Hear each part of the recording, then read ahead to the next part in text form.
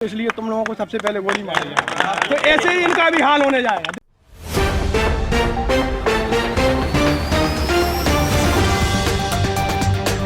सफलता ही उतनी अच्छी होगी, तो आपका संघर्ष कितना अच्छा है? संघर्ष आज आप लोग अगर पहले आ गए होंगे गांव में तो देखा है आप लोगों ने जिस प्रकार से गांव वालों ने पूरे गांव ने इकट्ठे होकर गोला बारूद करके यशपाल भैया का स्वागत किया। हर दरवाजे पे टीका माला पहना करके स्वागत किया और गांव वालों ने एक ही नारा लगाया, यशपाल भैया जिंदाबाद। इस बार होंगे 50,000 वोटों से ज़्यादा अधिक मतों से विजयी होने वाले हैं।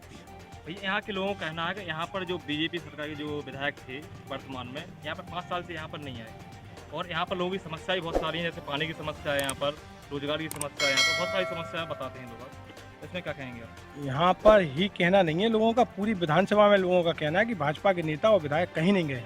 ये तो बुंदेलखंड की जनता अच्छी है कि भाजपा के नेताओं को दौड़ा नहीं रही, कहीं कहीं दौड़ा रही है, आप लोग देख रहे होंगे, लेकिन अधिकतर पूरे पूर्वांचल और पश्चिम में आप देख रहे होंगे प्रथम चरण और द्वितीय चरण में सरकार बनने लायक सीटें समाजवादी पार्टी की आ जाएंगी। तृतीय चरण तो केवल और बढ़ोतरी होगा, 300 के पार होने जा रहा है। जिस प्रकार से भाजपा के नेताओं को गाँव से खदेड़ा जा रहा है, उससे पहले और द्वितीय चरण में ही समाजवादी पार्टी की सरकार बनने जा रही है। समाजवादी पार्टी का अक्सर एलिगेशन लगते हैं और इसी का जो आपकी विरोधी पार्टी है इसी का लाभ उठा रही है। क्या एलिगेशन लगता है? एलिगेशन जानते हैं कि भाई जमीन हड़पना या मतलब थोड़ा ये भाजपा नेताओं के काम है। इसके विषय में क्या है? ये भाजपा नेताओं के काम है। जो विधायकों की निधि होती है गांव में खर्च कराने के लिए होती है, लेकिन विधायकों ने गांव में खर्च ना करा के अपने बालू घाटों पर रोड डलवा दिए। ये ना, इसलिए लोगों ने, जनता ने विधायक सांसद चुने थे। आज जो है जनता कितनी परेशान है, आप जाके बबीना विधानसभा का ग्राम पड़ता है बसाई गाँव, वहाँ भरतपाल जी हैं, उन्होंने भाजपा नेताओं के लिए अपनी ज़मीन तक गिरवी रख दी थी, अपनी मोटरसाइकिल बेच दी थी भाजपा नेताओं को जिताने के लिए। जैसे ही भाजपा के लोग जीते उनके ऊपर जितनी आईपीसी में धाराएं बनी है सारी धाराएं भरतपाल पे लगा दी। भरतपाल ने ब्लॉक प्रमुख का टिकट मांगकर क्या गलती की थी? आज भरतपाल निर्दोष होते हुए भी जेल में है। भरतपाल के भाई छोटे भ्राता अनुज रामू पाल जी आज गांव-गांव जाकर पाल समाज में अपना दुखड़ा रो रहे हैं कि भाई भाजपा के नेताओं ने हमारे साथ इतना अन्याय किया। आज पाल समाज ने ठाना है कि पाल समाज के अत्याचार का बदला भाजपा को हरा करके पाल समाज लेगी। आपकी पार्टी के एक प्रमुख नेता है पाल है, तो वो खुद बीजेपी पार्टी, वो उनकी व्यक्तिगत धारा हो सकता हो, उन्हें कोई अपना व्यक्तिगत उनका मतलब वहाँ निकलना हो, लेकिन चूंकि पाल समाज ने ये ठाना है कि बबीना विधानसभा से यशपाल भैया को विधायक प्रताप की क्या नाराजगी पे क्या?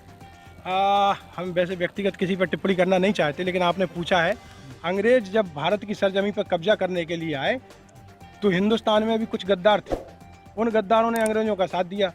जब भारत पर कब्जा कर लिया अंग्रेजों ने तो सारे गद्दारों को बुलाया, लाइन से खड़ा कर दिया और एक एक करके गोली मार दी। आखिरी गद्दार बचा था, उसने कहा कि सरकार मैंने तो अपनी भारत माँ से गद्दारी की, गाँव से दुश्मनी ली, परिवार से दुश्मनी ली, आप लोगों को अंग्रेजों को भारत देश में कब्जा कराया, तो आप हम लोगों को क्यों गोली मार रहे हो?